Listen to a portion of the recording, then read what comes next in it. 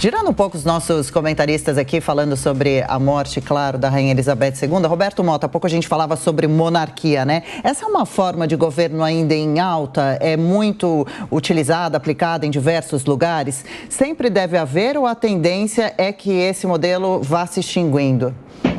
Boa pergunta, Adriana. As redes sociais hoje estão em polvorosa aqui, com muita gente dizendo que monarquia é tirania. É importante lembrar que a monarquia da Inglaterra, da Grã-Bretanha, é uma monarquia constitucional. E essa monarquia, ela funciona no regime de democracia parlamentar. Quem manda mesmo na Grã-Bretanha é o parlamento. Isso vem desde 1689, quando a Revolução Gloriosa na Inglaterra estabeleceu, através da Declaração de Direitos, a primazia do parlamento sobre o rei. Inclusive, essa Declaração de Direitos ela foi posteriormente usada para a Declaração de Direitos da Independência dos Estados Unidos, foi usada como base para a Declaração de Direitos Humanos da ONU. Então, desde 1689 que existe essa determinação de que quem manda mesmo é o parlamento. Provavelmente é considerado por muitos historiadores a Inglaterra como o Estado de Direito mais antigo do mundo.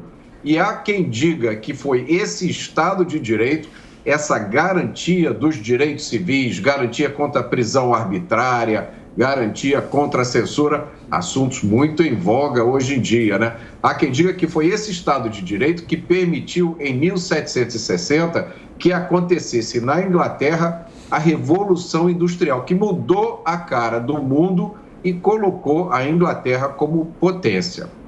Pois é, Amanda, o Reino Unido vem sendo severamente impactado com eventos internos, mas também externos, mundiais. Teve a saída da União Europeia, o processo do Brexit, guerra da Ucrânia, pandemia, crise financeira.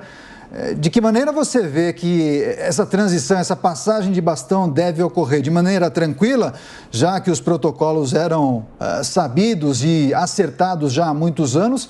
Ou você entende que será um processo difícil, delicado, complicado? Daniel, eu entendo que será um processo muito tranquilo, isso tudo já era esperado, esses protocolos estão muito bem definidos e muito bem estabelecidos nessa democracia constitucional monárquica, como apontou o Mota, até porque a rainha ela não é responsável por nenhuma dessas crises, ela não produz nenhuma dessas crises, né? Crise econômica ou guerras, pelo contrário, ela é vista como porto seguro, ou pelo menos durante esse longevo reinado da Rainha Elizabeth, ela sempre foi vista como um porto seguro nos momentos difíceis. 15 primeiros ministros passaram pela Rainha da Inglaterra, então veja que ela é muito mais longeva e por isso eu aponto para esse poder simbólico que é tão importante e a longevidade, talvez essa seja a principal diferença entre uma república e a monarquia, que é a longevidade do chefe de Estado, que não é chefe de governo porque não tem esse poder político. Esse poder político é reservado ao primeiro-ministro, eleito, né, pelo partido, eleito pelo povo. Então, são coisas completamente diferentes. E os ritos e a estabilidade apontados pela coroa talvez sejam muito diferentes nesse sentido da instabilidade política, principalmente recente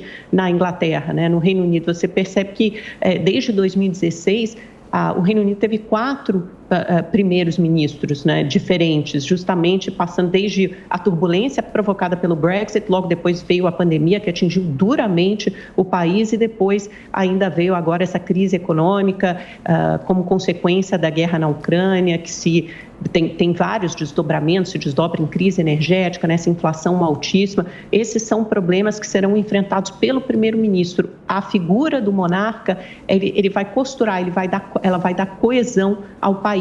Então, são figuras e são muito diferentes, são funções muito diferentes. A monarca Elizabeth II teve uma vida dedicada ao serviço público, então acho que é nesse sentido que ela serve como um exemplo para todos. Tanto que, como eu me referi no comentário anterior, ontem recebeu longas notas de pesar, tanto do Vladimir Putin de um lado, como do ex-presidente Barack Obama, Joe Biden, Donald Trump, todos queriam estar perto da rainha. Ela era uma figura que expressava essa quase unanimidade. Agora, Mota, Amanda, começam as especulações com relação a esse discurso de hoje, então, primeiro do rei Charles III.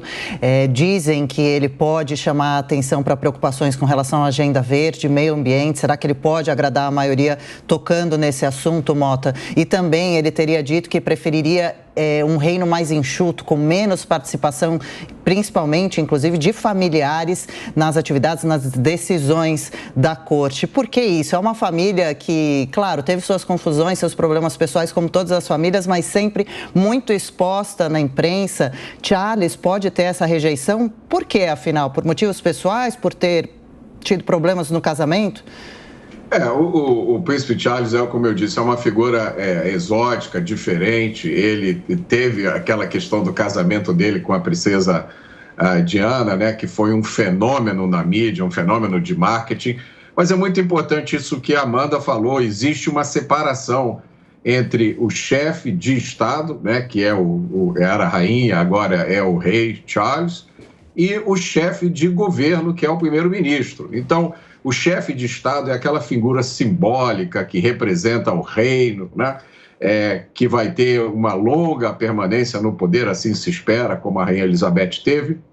E o chefe de governo, que é o primeiro-ministro, ele é visto mais como um funcionário, né? É um servidor público que é contratado ali para fazer o seu trabalho.